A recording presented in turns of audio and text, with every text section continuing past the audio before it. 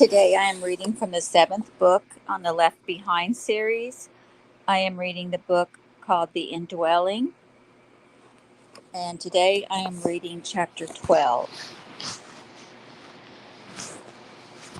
As Rayford followed Leah and Chloe out of the ersatz bar, one of the GC peacekeepers was coming in. "You wouldn't be Ken Ritz, would you?"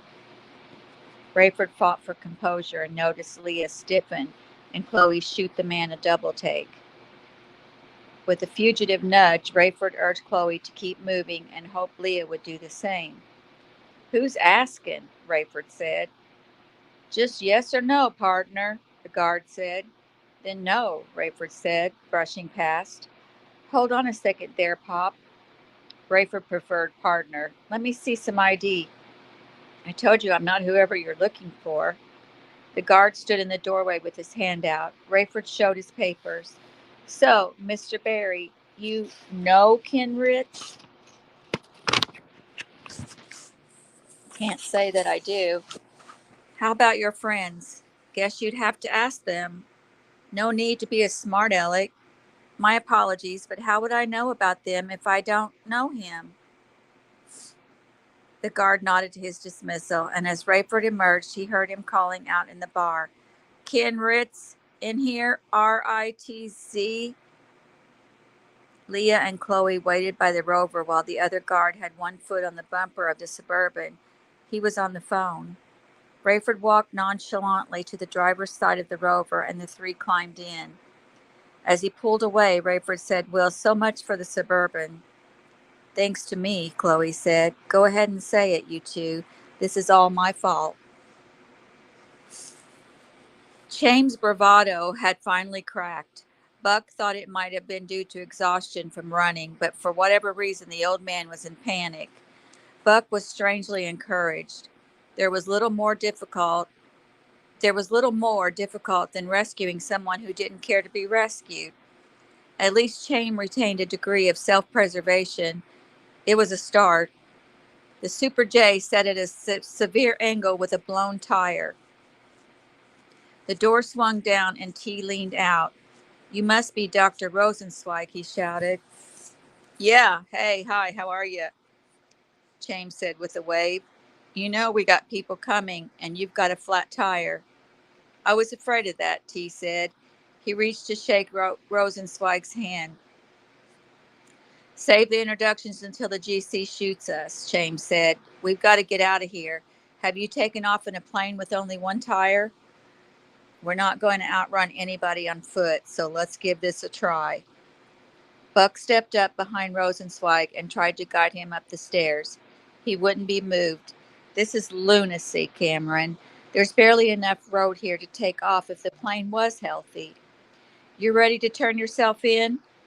"No." "Well, we're leaving. You coming or taking your chances?" Buck pushed past him up the steps. He grabbed the handle and set himself to lift the door. "Last call," he said. "There's no chance on that plane," Rosenzweig whined. "We're all going to die." "No, Chaim," Buck said. "Our only chance is in the air. Have you given up?"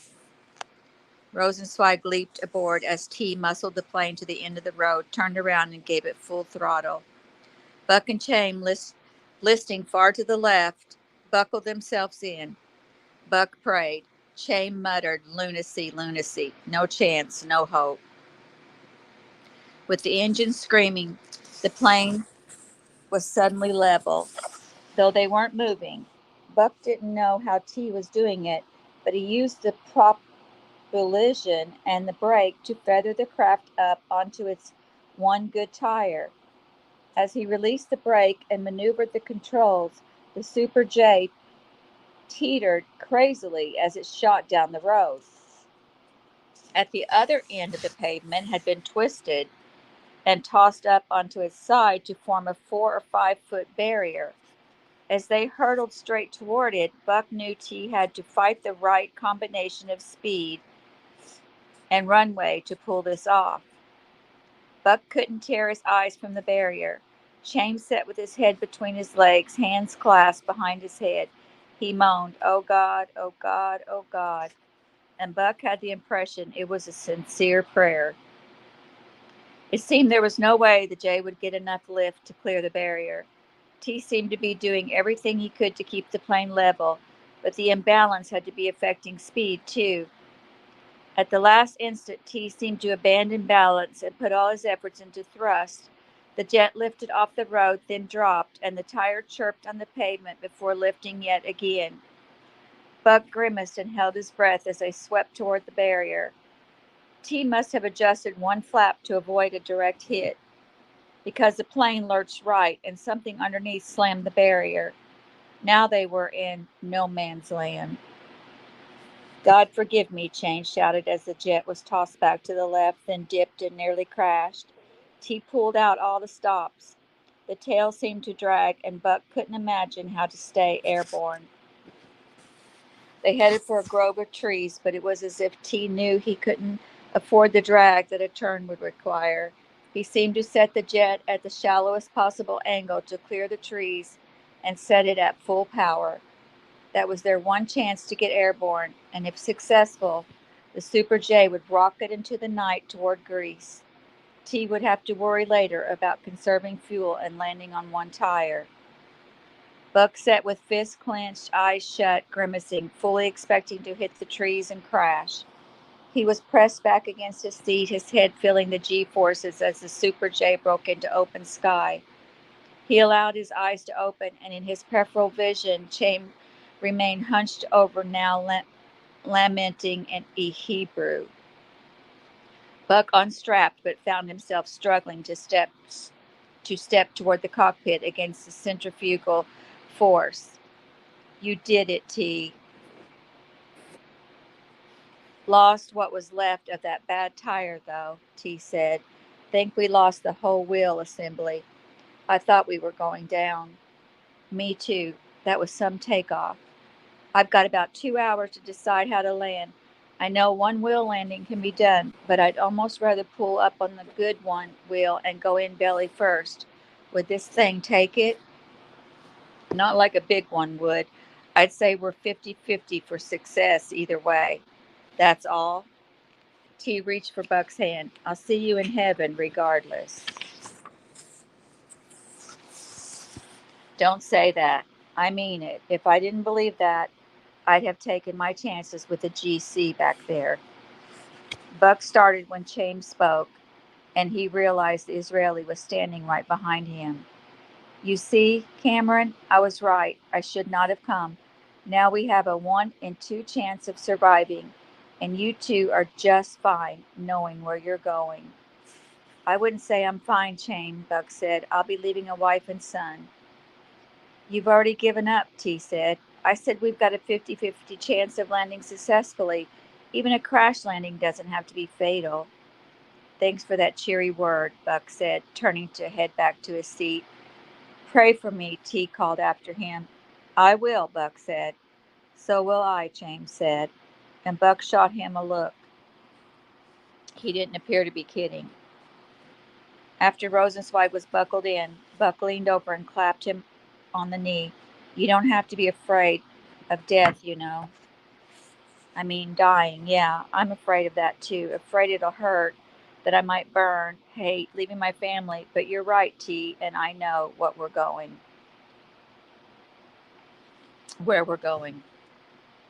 Chain looked terrible, worse than Buck had seen him since the night before. He couldn't make it compute. Chaim had seemed almost giddy after escaping the gala. Then he was suicidal after hearing about Jacob and his family and Stefan. But now he looked grave. So he was human after all. Despite all the talk of suicide, he was afraid to die. Buck knew he had to be as forthright with Chaim as he had ever been. "We may meet God tonight, Chaim," he began, but Rosenzweig immediately made a face and waved him off. "Don't think I was listening all those years, Cameron. There is nothing more you can tell me." "Still you refuse?" "I didn't say that. I just said I don't need to be walked through this." Buck couldn't believe it. Chaim said that if he were going to do this on his own. "I do have one question, however, Cameron. I know you don't consider yourself an expert like Dr. Ben Judah, but what is your best guess about how God feels about motives? Motives? Chaim looked frustrated, as if he wished Buck caught his drift without Chaim having to explain. He looked away, then back at Buck. I know God is real, he said, as if confessing a crime.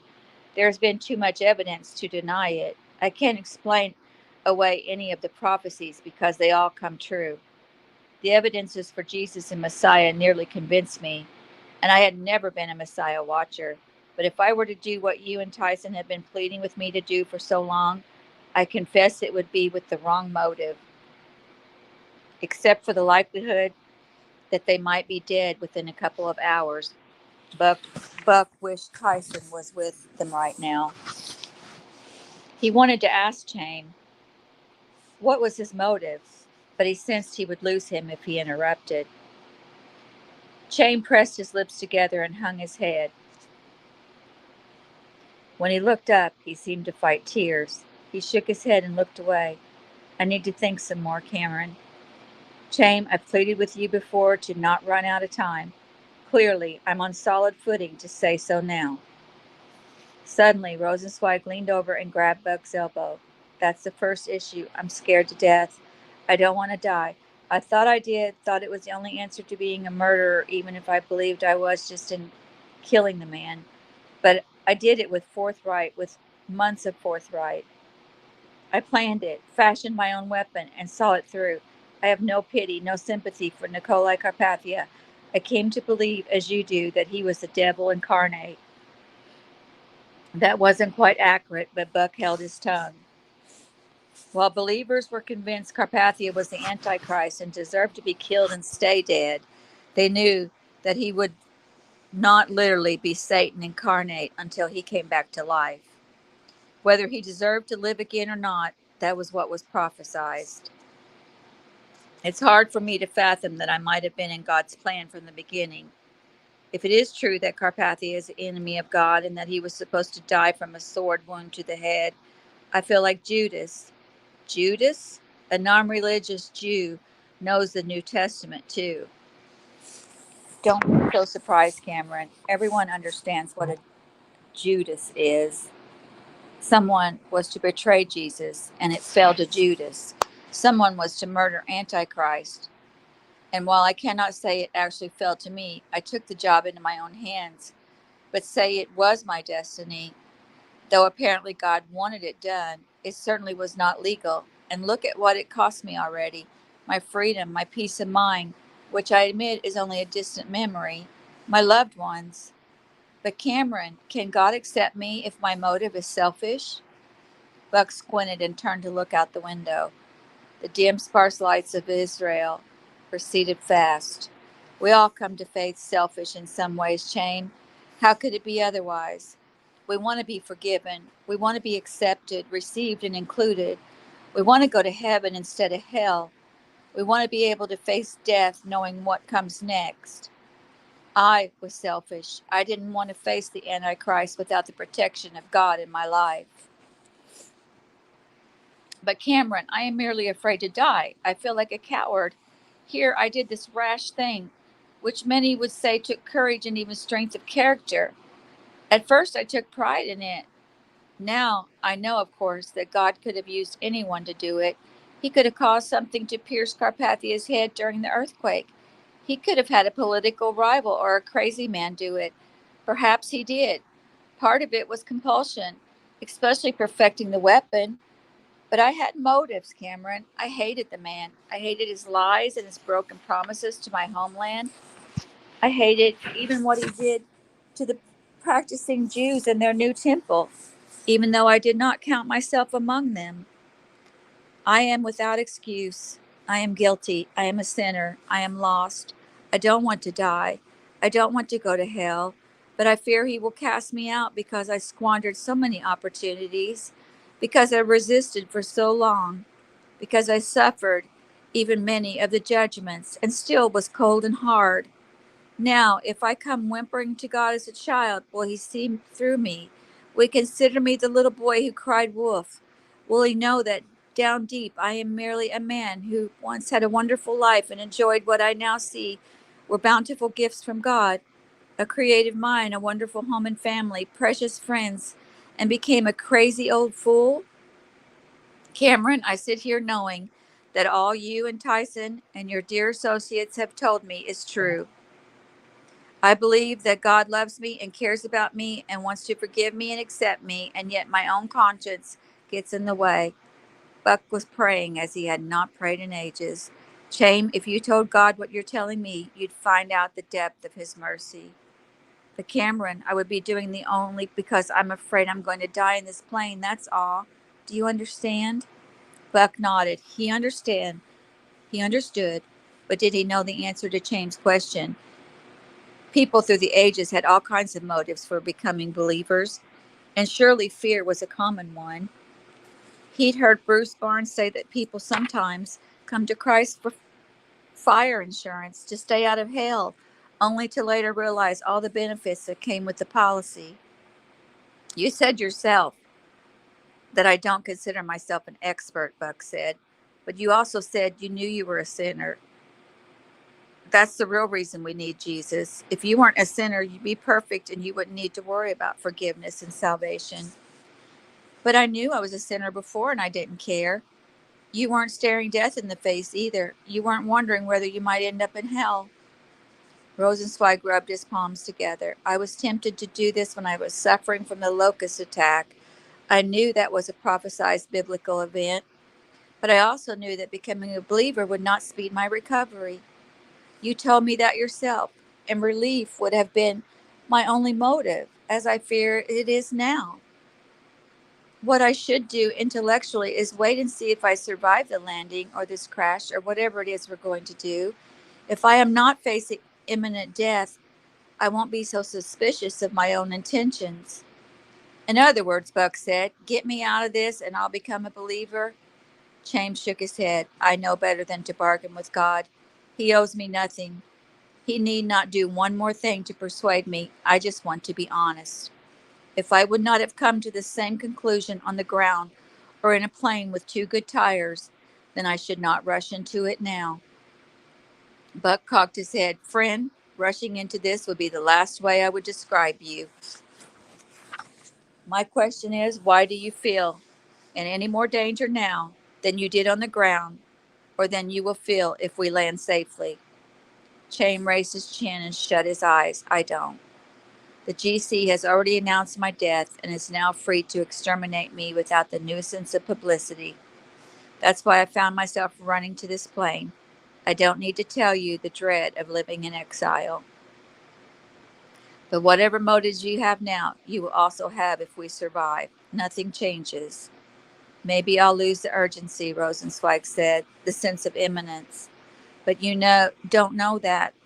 They may have to foam the runway, bring out the emergency vehicles, all that. You can't hide under a blanket or claim to be contagious when we leave the plane. And you can't hide in the lab until the coast is clear. You're going to be as exposed and as vulnerable as ever, safe landing or no. Chaim held up a hand and slowly closed his eyes. Give me a minute, he said. I may have more questions, but just leave me alone a moment. That was the last thing Buck wanted to do just then, but neither did he want to push Chaim away. He settled back, amazed at how smooth was the ride that might lead them to eternity. Kenny Bruce took long afternoon naps, and Tyson looked forward to that. He loved the boy and had had a lot of fun with him for the last 14 months, even in cramped quarters. He was a good-natured, though normal kid, and Tyson loved teasing him and playing with him. Kenny would be wearying, however, especially for one who had not been around infants for nearly 20 years. Tyson needed a nap himself, though he was still desperate not to miss whatever was going to happen in New Babylon. Mama, Kenny asked for the dozenth time, not troubled by curious. It was unusual for her to be gone. Bye-bye, Tyson said. Home soon. Getting sleepy? Kenny shook his head, even as he rubbed his eyes and appeared to be trying to keep them open. He yawned and sat with the toy, soon losing interest. He lay on his back, feet flat on the floor, knees up, staring at the ceiling. He yawned, turned on his side, and was soon motionless. Tyson carried him to the playpen so he wouldn't fuss if he awoke before Tyson did. There were plenty of things to keep him occupied there. Tyson settled before the TV again and put his feet up. The underground was cool, so he draped a blanket over himself. He tried to keep his eyes open as the GCCNN pool camera remained trained on the transparent coffin at the endless line of the mourning faithful from around the world. Knowing that young David Hassid and his lady friend Annie Christopher were there, along with who knew how many other believers, he began silently walking through his prayer list. When he closed his eyes to pray for his comrades and his cyber congregation, more than 1,000,000 now, he felt himself nodding and his brain longing for sleep. He peeked at the digital clock on the video disc player atop the TV. He set the machine to record just in case he fell asleep and was unable to wake up in time for the event. As he settled back in to try to pray, knowing full well he would drift off, the clock showed 12:57 in the afternoon. Tyson began praying for Chloe, Leah, and Rayford, whom he knew were in the state. Then he prayed for T, Rayford's friend, who was presently unaccounted for. Then Cameron, always in the middle of something, and who knew where.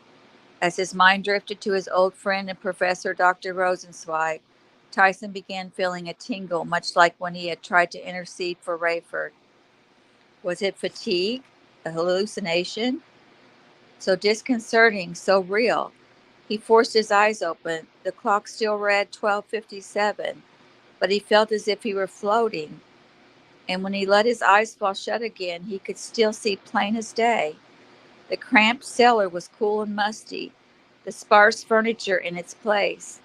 Kenny slept unmoving in the playpen, blankets still tucked around him. Tyson saw this from above now. As if in the middle of the room, he saw himself asleep on the couch. He had heard of out-of-body experiences, but had never had one or dreamed one. This didn't seem like a dream, didn't feel like one. He felt weightless, moving higher, wondering if the joist from the flooring above would conk him on the head as he rose, and whether that would hurt a floating, hallucinating, dreaming, praying, or sleep-deprived man. He wasn't sure what kind of a man he was right then, but despite his incredible lightness of being, he felt as conscious and aware as he had ever been. Though he knew he was unconscious, he had never been so attuned to his senses.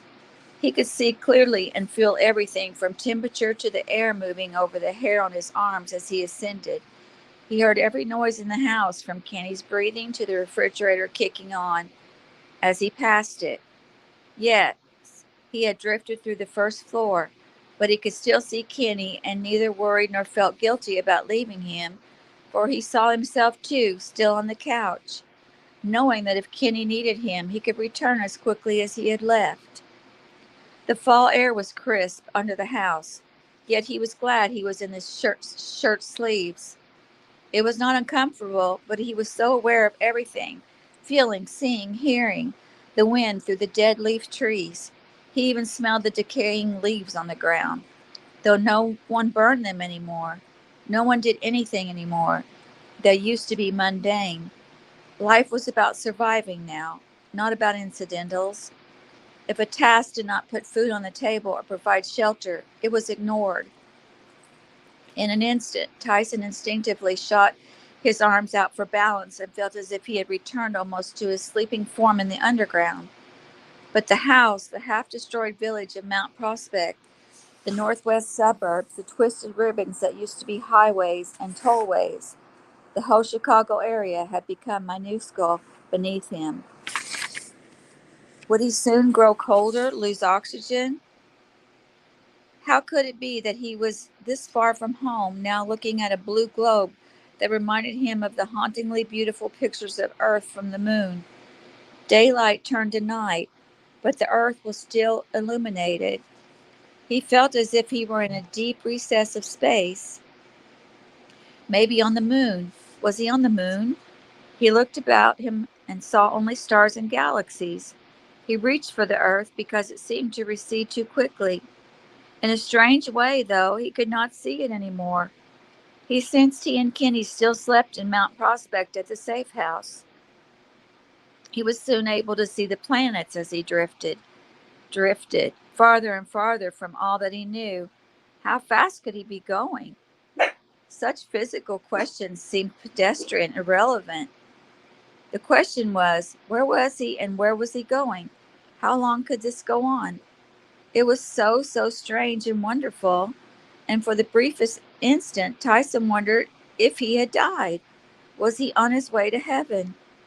He had never believed heaven was on the same physical plane as the universe, somewhere rocket men could go if they had the resources. And at the same time, he had never before felt so thoroughly alive. He was not dead, he was somewhere in his mind, he was convinced. In an instant, as he seemed to hang weightless in space, it seemed to be accelerated yet again. He raced through the vast universe itself, with its numberless galaxies and solar systems. The only sound was his own breathing, and to his amazement, it was rhythmic and deep, as if he were asleep. But he wondered how so puny a mind could dream such a visa. As if a switch had been pulled, the darkness turned to the brightness light, obliterating the utter darkness of space, just as the stars disappear in the light of sun. So everything he had passed on his way to this plateau vanished. He hung motionless and soundless, weightless animation, a sense of expectancy coursing through him. This light, like a burst of burning magnesium so powerful as to chase even a shadow, came from above and behind him. Despite the sense of wonder and anticipation, he feared turning toward it. If this was the Shekinah glory, would he not die in its presence? If this was the very image of God, could he see it and live? The light seemed to beckon him, to will him to turn, and so he did. And that is the end of chapter 12. Next, we'll be reading chapter 13. Thank you for joining me and have a wonderful day.